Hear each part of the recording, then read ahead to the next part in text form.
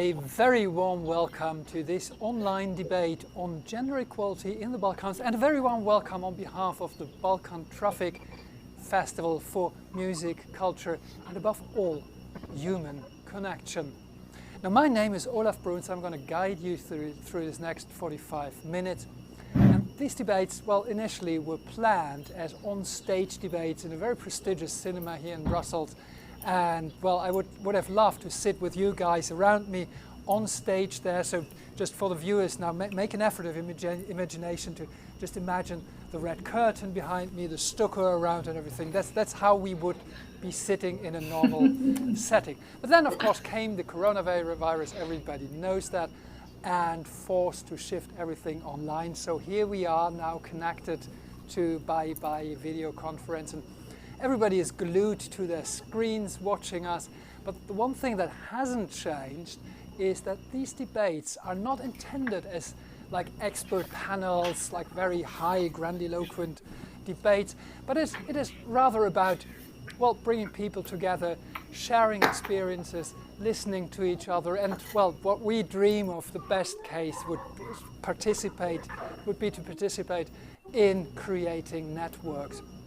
Now, this one is on gender equality in the Balkans, and it's of course a very sore topic in the Balkans, but let's not fool ourselves. It's something which is very, very much an important topic here too. Like just let me pick one random example of the current situation, this COVID-19 situation. The lockdowns forces many women all over the planet to endure the violence of their frustrated partners. So this is something which it's very important to debate in the next 45 minutes. But let's not lose so much time. So I'm going to do the first round of introductions.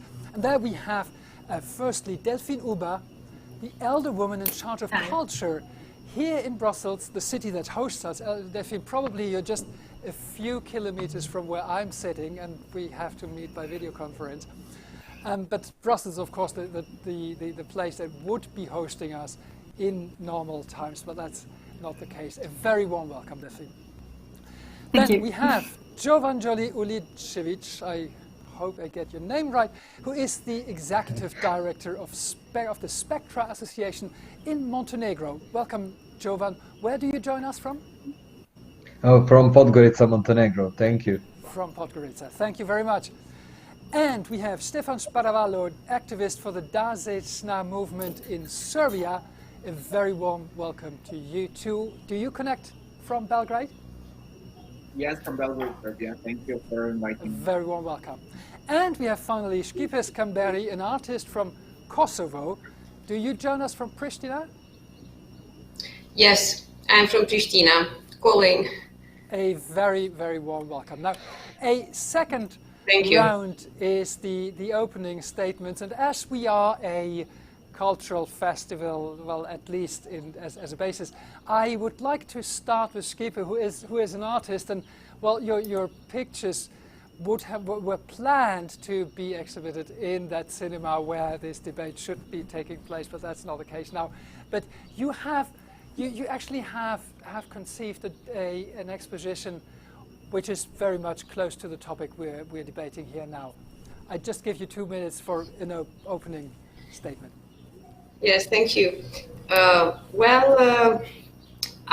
an artist who recently, in my new series of my artwork, I try to reflect this position of women especially in patriarchal families. It's a series that I've done these last 5 years now. And after I exhibited them, I suddenly became an activist.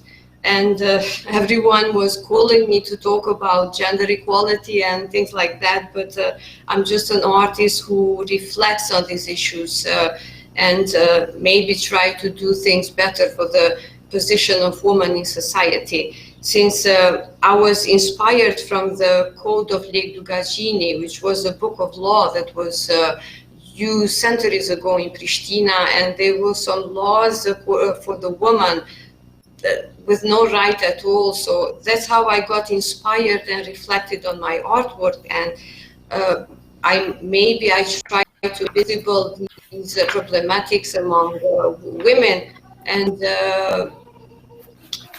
ask possibly awesome questions today. Do we still live in patriarchal families? We do.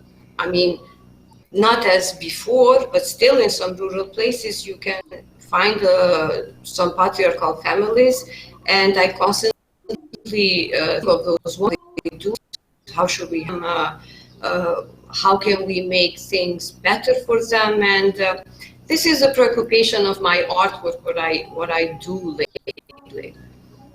Skipper, thank you very much, and I think this key topic of do we still live in patriarchal families, it's probably something that is not only true for remote mountain villages in Albania or Kosovo, but it's something which is very much true for even city centers in places we live in. For example, here in Brussels, that's the transition to give the floor to Delphine for a couple of introduction remarks.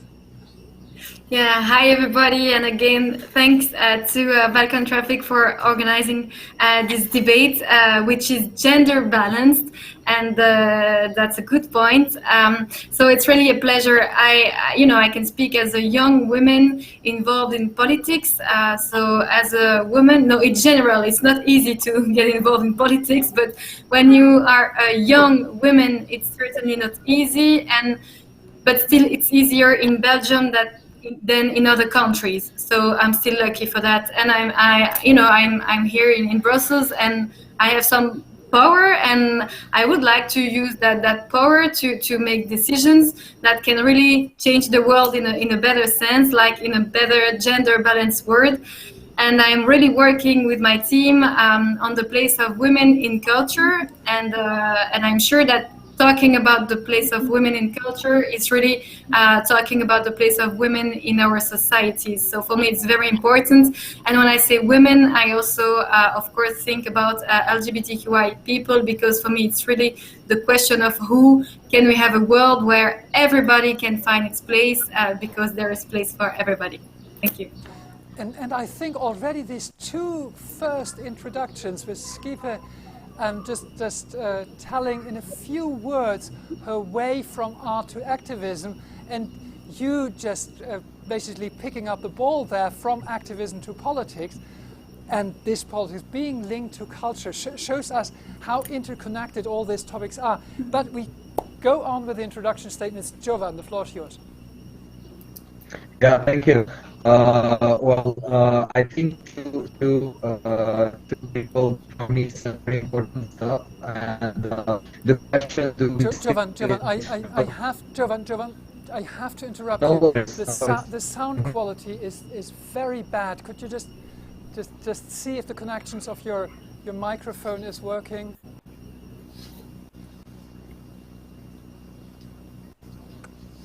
Can you still hear me? Do you hear me, Olaf?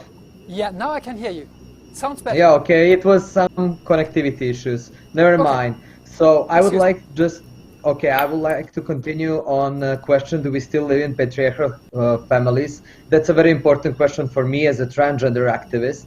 And I think it's very important that me and Stefan are part of gender equality panels as LGBT activists, because I think very often we face the issue of being involved only in LGBTI discussion spaces and panels. Why is this important? I would like to share a very short story about one Swedish police officer with who I cooperated, who asked me one time, do you think it's very hard for a transgender activist to live in such a strong patriarchal country such as Montenegro?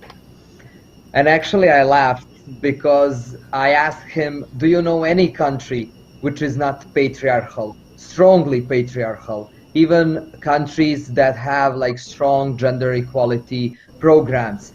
And he started thinking, and he said, actually I don't. So that's why, especially now, when I think it's a very strong self-reflect time for those of us who have the privilege to self-reflect. I think it's very important to think about not only gender equality, but also politics and any other sphere of our lives in broader terms, and to think, what do we actually do for gender equality? How does that affect our own personal lives? And how do we contribute to equality in general? Because I think this is a very interesting time to think about the topic of equality in broader and narrower terms. So I think that will be a short introduction for me, and I hope that we will discuss that more. Joan, thank you very much. I pass the word to Stefan for a few words of introduction. Hello, yes, reflect upon the words of Jovan, that it is really essential for us being here because we are not just LGBTI persons, nor just LGBTI Stefan, activists. excuse me, Stefan, I interrupt you too. The sound is not very good. Are you far away from the microphone? Okay, I'll try to get close. This is now better. Much better. Perfect, yeah. I will just reiterate, and I will just continue on what Jovan said, and I think it's really essential for us being here because we as LGBTI activists, we are not just LGBTI, we have other identities, we can join our fights, especially in Western, but especially in flawed, like weak democracies in our Western Balkans. So I appreciate that invited us to have given us the opportunity to share and to acknowledge the perspective on gender equality from LGBTI persons. I'm coming from Belgrade, Serbia, which is, as you probably assume, pretty patriarchal and pretty complex country nowadays. And I'm always joking for myself that I am a token minority, as people would say, because I am a bisexual man, I am LGBTIQ activist, and I am a national minority as well in Serbia. I'm a Jewish person of faith, and a lot of identities, and I'm, all of them are merged in me on this person. Thank you very much, Stefan. Your connection is not that great. I can see you perfectly, but I couldn't hear everything you were saying. But I think I got the gist of it. So if I don't think you can do anything, it's probably just linked to the connection, and we will try. Maybe it gets better over the next minutes. Well, fingers crossed for that. I just would like to, because we are in this situation now. We are in this COVID-19 situation. And I think Jovan already mentioned this as a time of self-reflection, of course, for those who are in the lucky situation to have the privilege to reflect. But I think it raises a number of questions which are, of course, related to access to healthcare and so on. So, Jovan, because you mentioned it, may I ask you to just expand a little bit further? What for you is new in this very moment now? You think for me personally? For you personally, but related to the topic we're speaking about.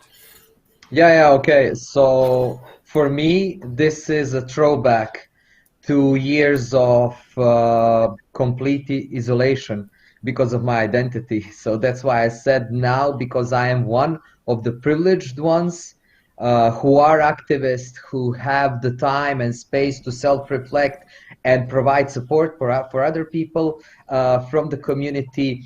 This is some kind of a throwback in those years which were forced isolation, such as now. Now it's like global, it's general. We are all facing self-isolation. When I look at my community, I can see now how many people were left without food, were facing extinction from their houses, how many people are facing very strong mental health challenges and obstacles due to this high isolation and restricted resources to mental health, and how many people are kind of locked down with their abusive families.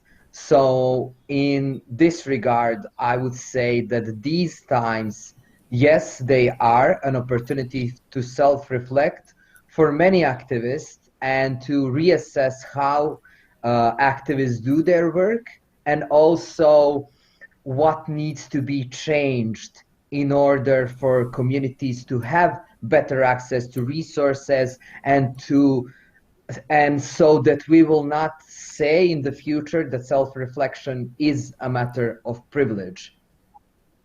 Jovan, thank you very much. And what you mentioned are, of course, really serious issues. It's not just some kind of, well, we are in lockdown and we get bored and we spend the whole day exactly. watching Netflix. But it's about shortage of food. It's about mental health. It's about abusive families. This is very, very serious issues that are brought to the surface by this very moment. Stefan, is this something you share in your experience in the people that are close to you? I hope you'll hear me better now. Well, in our experience with COVID-19 is that, it produced repercussions in the entire society. But I think, those who are most oppressed, who are most marginalized, it even hit more. So when it comes to LGBTI community, due to economic situations here in Serbia and the overall poverty of people, a lot of LGBTI persons remain confined in their homes with their dominantly homophobic parents and families. So can you just imagine how does it affect an average LGBTI person being constantly in the risk of exposure, of course, come out and, being 24/7 available of hearing homophobic slurs from their parents and families. So we often say institutions, competent authorities, law agencies say we have to, take care of our health during crisis. But I think somehow mental health is always omitted, and we have to particularly take into account mental health of LGBTI persons who are now in the very severe risks of hurting their mental health. And in this regard, we as an organization have organized a online chat for LGBTI persons, like online support chat with our psychologists, with our staff members. So we decided that we as civil society organization, as the biggest LGBT organization in Serbia, have to do other activities for the sake of LGBTI persons during the given crisis. Thank you very much. Skipe, for you in this situation now, I guess you're under lockdown as we are all, but what is new to the topic we're talking about right now? Well, first, let me tell you how the people that surround me are affected by this lockdown. Actually, they are mainly artists, and it affected positively on them because they now have time to think and to reflect on things that they did, and especially they have time to create new concepts to continue their art. But on the issue that we talked earlier, this isolation, as I said, women who live in patriarchal families, in a way they are isolated for the entire of their life, and it's very hard for this time to reflect upon their problem and how to help them and how to approach them, especially as we talked that this usually there are women that live in those rural places, and maybe they don't have even access to internet or these social media things. But artistically, for me personally as an artist, this confidence made me good. I mean, it impacted me in a positive way, and I already tried to think some new concepts related to women. I don't know why I'm attached to them, and because I'm seeing the importance of art toward these topics, and the debate I make with my artwork, and I see the importance of my art to touch a problem. So this isolation thing personally made positive impact. Thank you very much, Skipper. Delphine, I would try to take this this argument further to totally different context, which is Brussels, of course. But then there is, of course, one thing which is also related to economic hardship. That the culture sector is, of course, one that takes the biggest hit now. So in this situation of crisis, and as Stefan very, very rightly said, more you're marginalized, harder it hits you.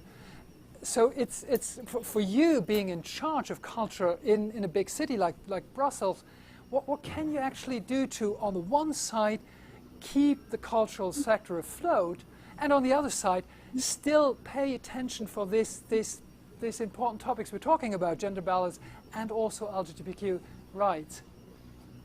Yeah, so talking about the Balkans, of course, the situation is different in Brussels, but not that much, because here in Brussels and in Belgium, we also have women who are victims of domestic violence. And I also would like to express my solidarity also. I think about all the people stuck in their home with homophobic parents. Must be very, very difficult for them. And I am sure that art and culture can really be a means for, we were talking about mental health and also problem of isolation of person. And I am sure that culture and art is the right answer.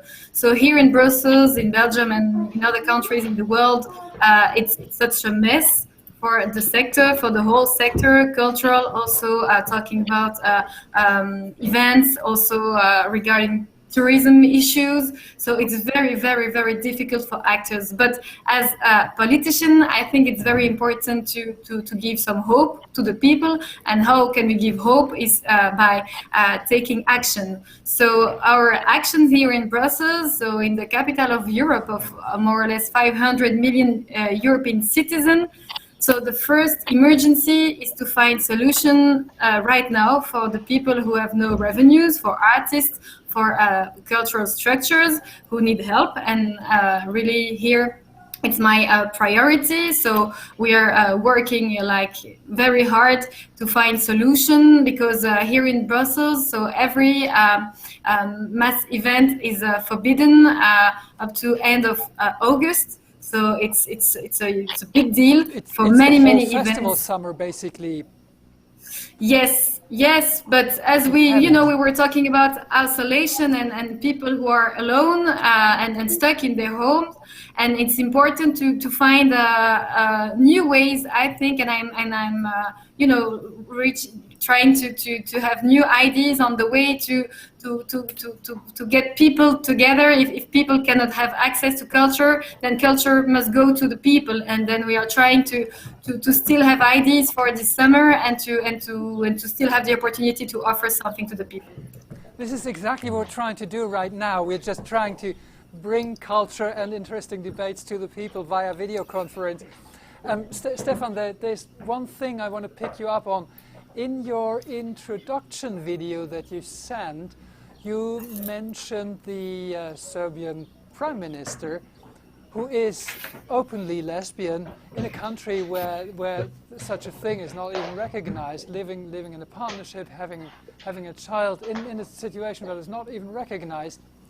Could you just tell this to the viewers who maybe don't know this absurd situation? Yeah, it's kind of absurd because the Serbian constitution actually bans same-sex marriages because it defines marriage as a union of man and woman, and we have an openly lesbian prime minister living with her partner. Yeah, it's an absurd situation, but it just tells that political representation does not tell a thing, does not give a complete image on the position of minorities or like LGBTI persons in one country, in one society.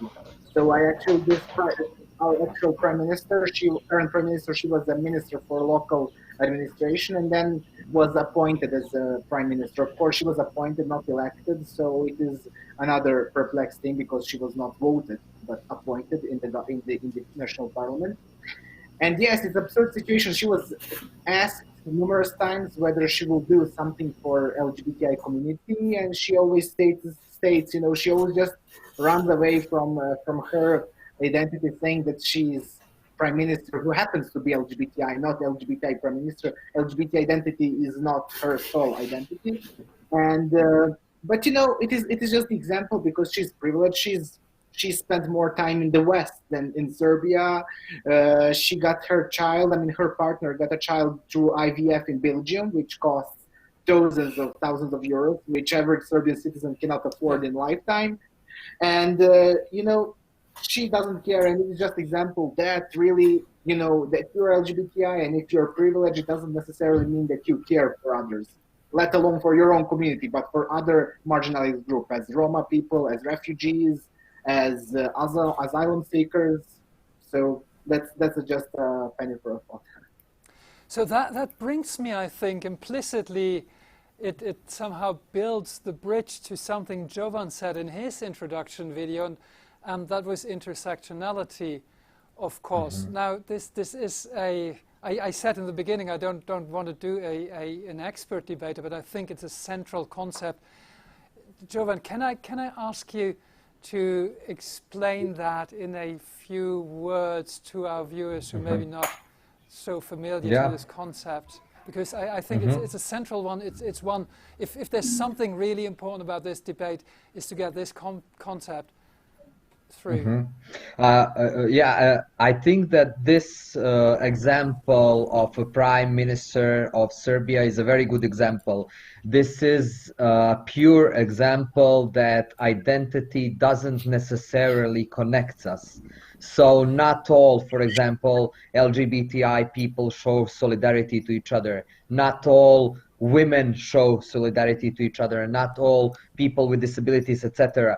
I think that's why it's very important to recognize that I, for example, do not have one identity. And I don't think that identity is very fixed. It's very dependent on the context where you live in, or where, for example, when I travel, it's very important that I'm perceived as man from Balkans. That's something that is very relevant when I go to Europe. I think that we need to understand that intersectionality, actually it means that we'll have different identities which intersects on one place. And that's why I think it's very important when we look at equality, at solidarity, at justice, that we look at roots of oppression. For example, being an LGBTI and being a part of gender equality, that's not inclusivity, that's necessary. It's necessary because the root of, for example, homophobia is often misogyny. The root of transphobia is...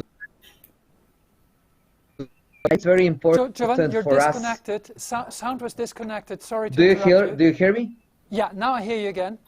Okay. So if you could just retake the last two sentences, please. Okay, so I will just repeat. So, for example, I think it's necessary for us to understand the root of oppression and not to base our thinking solely on identity. For example, root of homophobia is misogyny. Root of transphobia is misogyny, very connected to patriarchy. But for example, if you're a rich LGBTI person, like Prime Minister of Serbia is, it's very possible that you will not experience homophobia in a very high degree, such will someone from middle class or working class. I think important to understand, for example, if you're a Roma trans person, you will not experience only transphobia, you will experience transphobia, racism, and also classism. And I think that's very important to understand these intersections. And won't be long, just one more sentence. I think it's very important for us to understand the very frequent tribalism in which we are. Most of our living in tribes, connected on our identity, connected on some values and stuff like that. I think intersectionality provides ability to go out of these tribes and connect to humanity and to other people, not just based on our similarity with them. Thank you very much. Skipe, Skipe, can you hear us? Are your picture is frozen? I hear you. Can you hear me? I can hear you.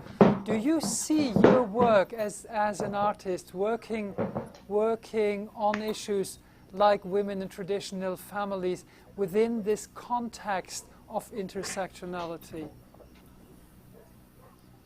Well, as Jovan said, we should find the problem in the roots. If solve it. I mean, for me, the biggest problem is the family, is the base where everything starts. And for my opinion, I think that parents should raise their children to respect each other, especially men to respect the woman, because only that way we can have gender equality on the future. Especially, so for the woman to succeed, she must have that education in the base, or the boy, or that's how. So afterwards, when she grows up, she will know how to be more independent economically or socially. So the family should give the path to their children, to the daughters, to the sons, and educate them and help them, especially help them find the way in their life. So yes, I agree totally with Jovan when he said that we should take and find these problems in the roots. And Jovan raised his hands. He wants to react immediately. I just want to add something that Skipe. I think it's not important, for example, Jovan, to your men. connection, your sound goes and comes. Just I think it's my interconnection. Yeah, I think so too. But let's try. Do you hear me? Yeah, now I hear you. Yes, perfect.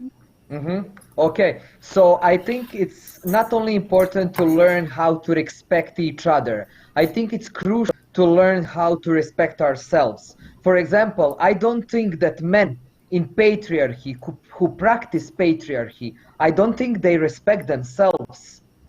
Not respecting their authentic needs, their emotions, their vulnerability. I think that it's very crucial to think of that concept.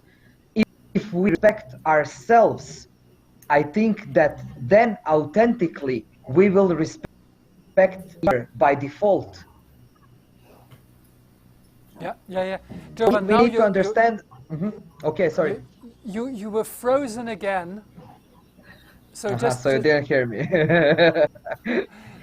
No, I you heard, didn't hear me?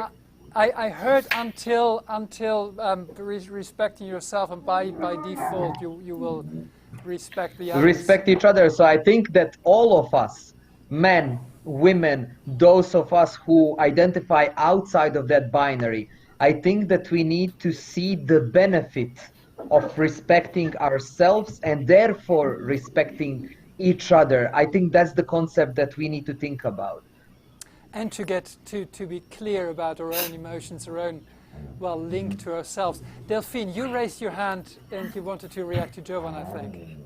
Yeah, I totally agree with what he said, because we of course have complex identities, but I really agree on the point that the most important thing is to fight the roots of oppression. For me, women, LGBTQI person, refugees, for me is the same fight.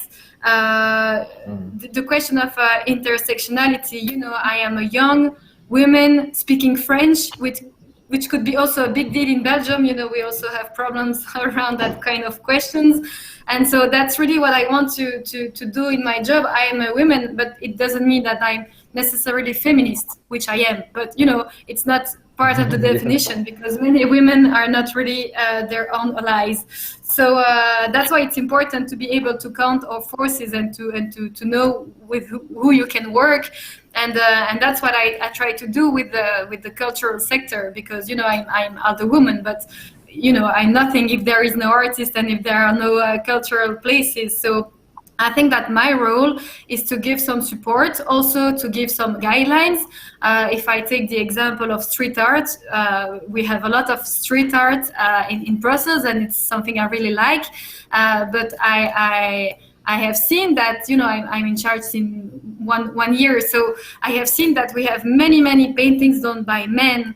And it's really not balanced, gender balanced. And for me, it's a big problem, because street art is really the art that is accessible for everybody. You can see it anytime. It's for free, so it's a way of expression, very open to everybody. And if even there, as the capital of Europe, we don't have a street art which is a gender balanced, that is a big problem for me. So that's kind of, you know, the things I'm trying to change, is to look for women for street art in Brussels actively.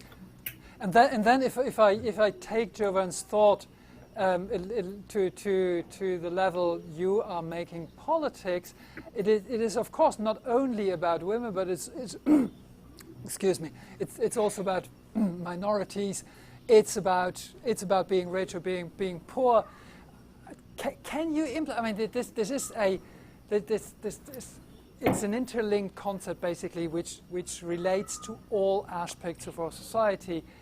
Are you able to implement all these kinds of thoughts into your practical politics here in Brussels?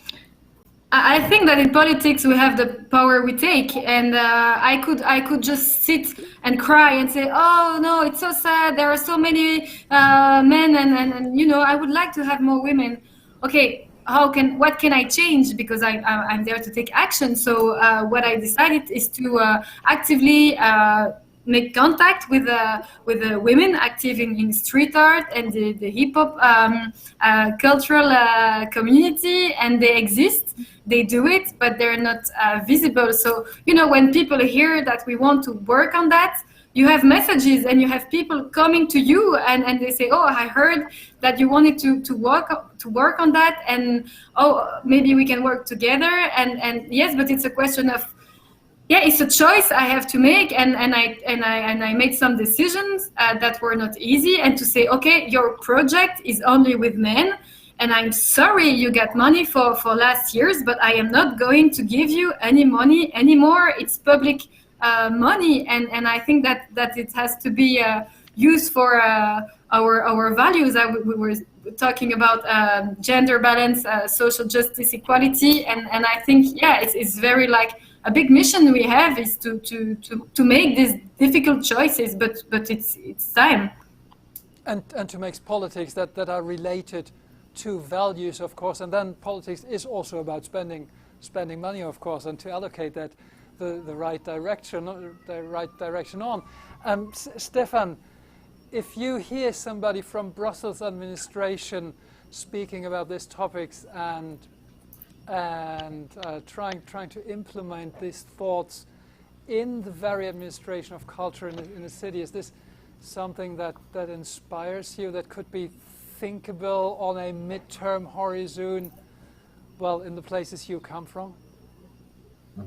Well, of course, you know, it's very inspiring when you hear Daphne speaks like that, because we have no strong supporters when it comes to politicians and overall decision makers, you know, and that is what actually hurts us a lot, you know, that you have so-called friendly politicians, but when it comes to you know, more vocal and more concrete support, it lacks. It really lacks a lot, and it is something that really hurts, you know, because we have more frequent meetings with decision makers, with members of competent authorities. It's not like it was 10 years ago. I cannot be just crybaby saying that we live in a complete hell.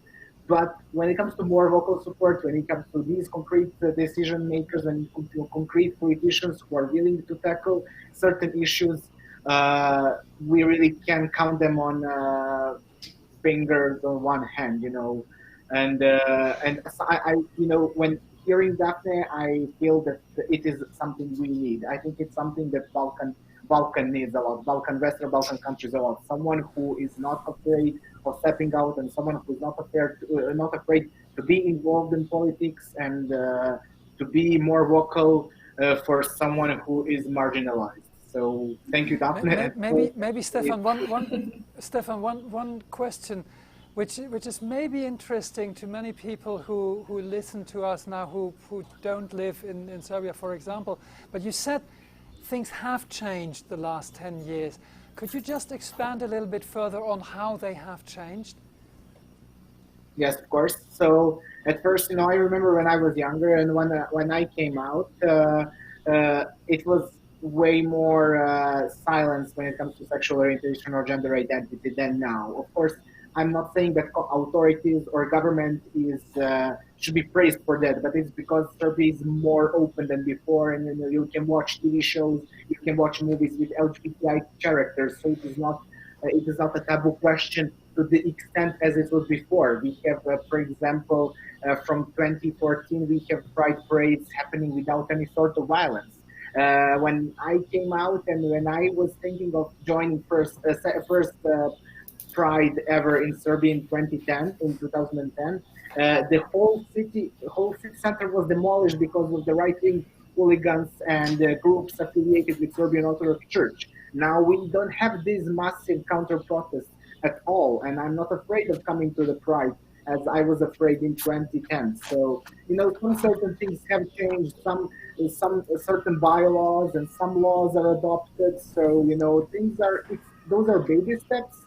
And I wish they were faster, but we cannot just be pessimistic saying it is just getting worse and worse. So things are getting better, but not because of the politicians, not because of the government, but just because of the overall societal climate is changing. So, well, that is at least something, because at the end of the day, politics, and Delphine will probably confirm this, politics are nothing if they don't follow, at least to some degree, societal change.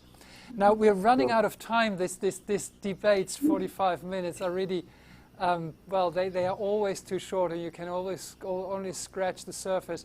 So what I would like to do is to end with a last question, and I'm going to ask you each for just one sentence on what for you right now, within the framework, of course, of the topic we're debating, is the most pressing thing within this situation we're in, maybe also related to the COVID-19 situation. And Delphine, I'll let you start with this. Okay, the most difficult is that there is a lot more to come. I have so many projects I would like to develop, like pilot projects regarding harassment in our major events, or develop many initiatives with our museums to be safe spaces for LGBTQI people. And I'm so keen to be able to open again the doors of our museum, of our festivals, and to see all the people gathered, and just to spend some good time together. That's the main point. Delphine, thank you very much. Jovan.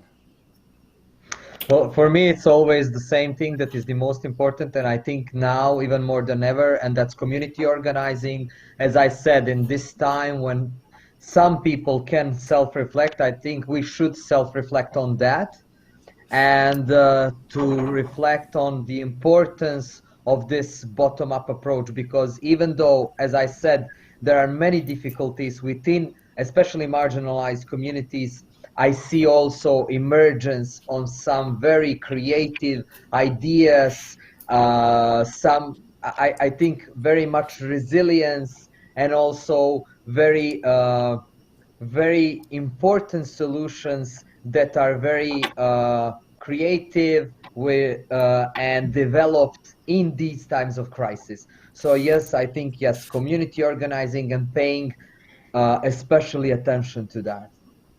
Jovan, thank you very much. Skipe, the most pressing issue according to you right now? Well, yes, as an artist, I will continue to do what I do the best, create art, and I will continue to reflect on negative issues and try to make them visible for the audience. Skipe, thank you so much. And Stefan, you have the closing word. Now, afterwards I'm going to talk. I have the last words. That's how this debates are organized. But in terms of participants, you have the closing words. The most pressing issue that you see right now. Even during COVID crisis, then in other days, it is the pressure of not knowing what we can expect tomorrow. You know, in Serbia, we have very super fragile institutions. And as an LGBTI activist and openly LGBTI person, you just never know what will happen tomorrow, whether someone will beat you, whether you will end up on some state-sponsored tabloid as the enemy or traitor of your people. So it is the most actually frustrating and most pressing thing, because you have no clue if something terrible or something good will happen tomorrow. But that is the part of my job, that is part of being the LGBTI activist in Serbia. And as I decided to come out and live as openly LGBT person and find inspiring in fighting for those who can't, I think it's just a part of the work. It is just one frustrating part of the work, and you just have to live on it. And eventually living in a country, in society where you will have like some story what will be tomorrow, because you will have stable institutions and you will have a respect of your basic human dignity. Stefan, thank you very much, and thank you for all four of you. Thank you most of all for your time to dedicate to this debate, and thanks of course for all your activism, because I think that is the most important thing, well, tomorrow probably relies on.